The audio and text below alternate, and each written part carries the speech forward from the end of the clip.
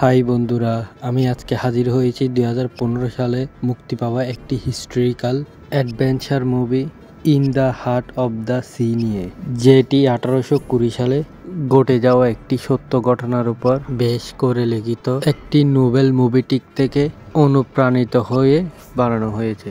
এই মুভিতে আপনারা যে টান টান উত্তেজনাকর অ্যাডভেঞ্চার দেখতে পাবেন, সেটার কিছুটা হলেও সত্যতা রয়েছে। ওকে, মুভির ইন্ট্রোডাকশন আর লম্বা না করে চলে যাওয়া যাক মুভির কবিরে। নতুন হলে সাবস্ক্রাইব মাই চ্যানেল। প্রথমেই জানিয়ে রাখি, 15শো শতাব্দী থেকে তিমি মাছ শিকার করা একটি বড় বিজনেসে রূপান্তরিত হয়েছিল, কারণ স্পাম অয়েল নামক এক তিমি মাছের মস্তিষ্কে এমন এক ধরনের লুব্রিকেন্ট পাওয়া যেত যেটার বাজার মূল্য ছিল তখনকার সময়ের অনেক হাই, যে কারণে প্রথম বিশ্বের দেশগুলিতে 1800 সালের প্রথম দিকে বহু কোম্পানি তাদের প্রধান বিজনেস হিসেবে ওই তিমি মাছ শিকার করতে শুরু করেছিল।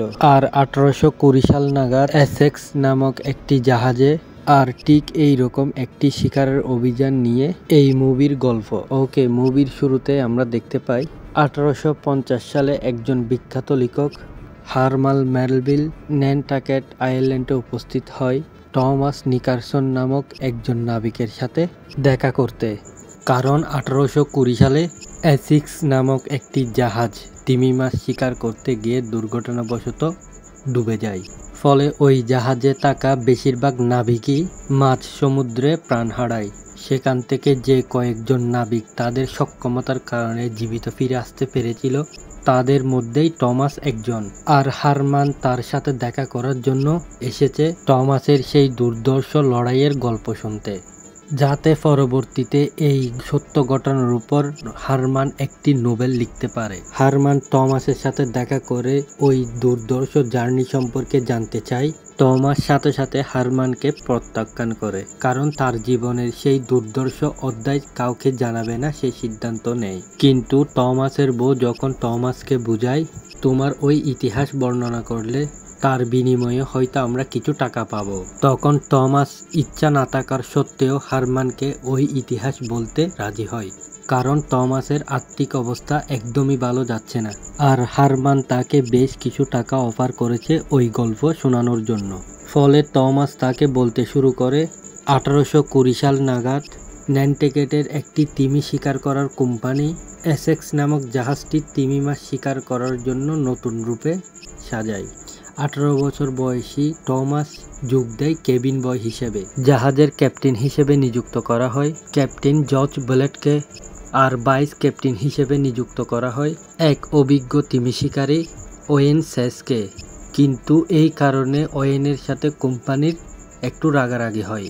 আগের বারের ডিল অনুযায়ী এবারের যাত্রার ক্যাপ্টেন হওয়ার কথা ছিল ওয়েনের, কিন্তু জর্জিয়ার বাবা একজন প্রাক্তন ক্যাপ্টেন হওয়ার কারণে, বর্তমানে তার বাবার ওই কোম্পানিতে শেয়ার থাকার কারণে অনভিজ্ঞ হওয়ার পরেও ক্যাপ্টেনের দায়িত্ব পড়ে তার কাঁধে, যে কারণে ওই কোম্পানির উপর ওয়েন অসন্তুষ্ট। কিন্তু কোম্পানির লোকজন তাকে শান্ত করার জন্য তাকে কথা দেয়, এইবার যদি তারা পর্যাপ্ত পরিমাণ স্পাম অয়েল নিয়ে ফিরে আসতে পারে, তাহলে এর পরের বার ওয়েনকে ক্যাপ্টেনের দায়িত্ব অবশ্যই দেওয়া হবে। ফলে কোম্পানির কথা মতো নির্দিষ্ট টাইমে তার অন্তঃসত্ত্বা স্ত্রীকে গুড বাই জানিয়ে উপস্থিত হয় এসেক্সে, যেখানে তার এক পুরনো সঙ্গী ম্যাথু জয়কে দেখতে পায়। ফলে তার সঙ্গে মিলে সব কিছু ভুলে গিয়ে জাহাজ সামনের দিকে নিয়ে যাওয়ার কাজে লেগে পড়ে। জাহাজ চালানোর দক্ষতা দেখে ক্যাপ্টেন জর্জ তার উপর খুবই ঈর্ষান্বিত হতে শুরু করে। মানে যেহেতু ওয়েনের আগে থেকে এই সব কাজের অভিজ্ঞতা রয়েছে, তাই সমস্ত কাজই সে আগেভাগে করে ফেলতে শুরু করে। ফলে প্রথম দিন রাতে একসঙ্গে ডিনার করার টাইমে জর্জ বেশ কিছু কথার মাধ্যমে ওয়েনকে অপমান করতে শুরু করে, যে কারণে ওয়েন ডিনার না করে মাঝপথে উঠে যায়। মানে দুজনের মাঝে প্রথম দিন থেকেই দ্বন্দ্ব শুরু হয়ে যায়। মানে ওয়েন যে এই জাহাজের ক্যাপ্টেন হতে চেয়েছিল, জর্জ সেটা আগে থেকেই জানতো।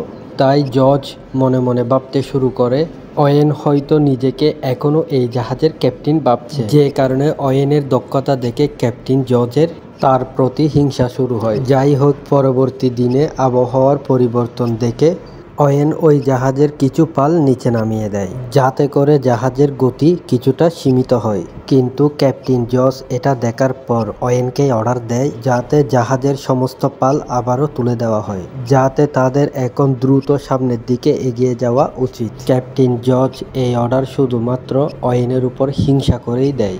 ক্যাপ্টেনের অর্ডার মতো অয়েন সহ বাকি ক্রু মেম্বাররা সঙ্গে সঙ্গে জাহাজের সমস্ত পাল উপরে তুলে দেয় যাতে করে তাদের জাহাজ দ্রুত গতিতে সামনের দিকে অগ্রসর হয়। কিন্তু অয়েনের অনুমান অনুযায়ী কিছুক্ষণ পর তাদের জাহাজ সমুদ্রের একটি ঝড়ের কবলে পড়ে। আবহাওয়া দেখে অয়েন তার অভিজ্ঞতা থেকে অনুমান করেছিল সামনে কোনো একটা বিপদ আসতে চলেছে, যে কারণে সে তার জাহাজের স্পিড কম করে দিয়েছিল। কিন্তু ক্যাপ্টেন জর্জ অয়েনের উপর হিংসা করে জাহাজের স্পিড আবারও বাড়িয়ে দেয়, যেটার কারণে তারা এখন ঝড়ের কবলে পড়ে। কিন্তু এই বিপদের সময়ও যখন অয়েন ক্যাপ্টেনের কাছে রিকোয়েস্ট করে তাদের জাহাজের পালগুলি নামিয়ে নেওয়ার জন্য, ক্যাপ্টেন কিন্তু তার জেদের বশে কোনো অর্ডার দেয় না। ফলে ঝড়ের কারণে যখন তাদের জাহাজ বেসামাল হয়ে পড়ে, ক্রু মেম্বাররা যখন এক এক করে আহত হতে শুরু করে, তখন অয়েন নিরুপায় হয়ে ক্যাপ্টেনের বিরুদ্ধে গিয়ে ওই জাহাজের পাল নামিয়ে দেয়। ফলে তাদের জাহাজ বড় একটা বিপদ থেকে রক্ষা পায়। কিন্তু ক্যাপ্টেন জর্জ অয়েনকে রুমে ডেকে এনে তাকে জানায় পরবর্তী দিনে তারা তাদের নিজস্ব বন্দরে ফিরে গিয়ে তাদের জাহাজ রিপেয়ারিং করবে। ক্যাপ্টেনের কথা অমান্য করার জন্য অয়েন নিজেই রিজাইন দেয়, যেটা শুনে জর্জ অবাক হয়ে তার কাছে জানতে চায় কি ভুলের জন্য তাকে রিজাইন দিতে হবে। সে যদি ওই টাইমে পাল না নামাতো, ওই ঝড়ের কারণে জাহাজ ধ্বংস হয়ে জাহাজে থাকা সমস্ত মানুষই মারা যেত। তাই জাহাজে থাকা সমস্ত মানুষের জীবন বাঁচানোর জন্য ক্যাপ্টেনের কথা অমান্য করে জাহাজের পাল নিচে নামিয়ে দেয়। কিন্তু এটা শোনার পরেও ক্যাপ্টেন জর্জ তাকে জবাব দেয়, এই জাহাজের ক্যাপ্টেন আমি। কি করব আর কি করব না এটার সিদ্ধান্ত নেওয়ার অধিকার শুধুমাত্র আমার, কারণ আমি এই জাহাজের ক্যাপ্টেন। যেই সিদ্ধান্ত নেওয়ার কারণে তোমাকে এখনই পদত্যাগ করতে হবে।